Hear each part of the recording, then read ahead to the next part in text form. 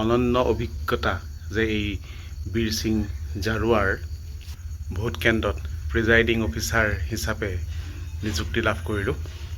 ব্ৰহ্মপুত্ৰৰ কাষত মুকলি আকাশৰ তলত গৰুবোৰ শুই আছে, ম'হৰ খুঁটিবোৰ আছে আৰু কোনো ধৰণৰ বেৰ জেওৰা নাইকিয়া এখন বিদ্যালয়।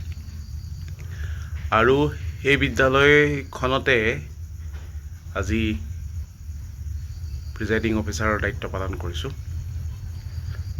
আচৰিত লাগে, অসমৰ একেবাৰে প্ৰান্তীয় এই অঞ্চলটোৰ জনজীৱন, জনগাঁথনি, এই বিষয়সমূহ যদি কেতিয়াবা কোনোৱে গৱেষণা কৰে তেন্তে এই বীৰ সিং জাৰুৱা হ'ব তেওঁলোকৰ কাৰণে গৱেষণাৰ উৎকৃষ্ট প্ৰাথমিক সমল।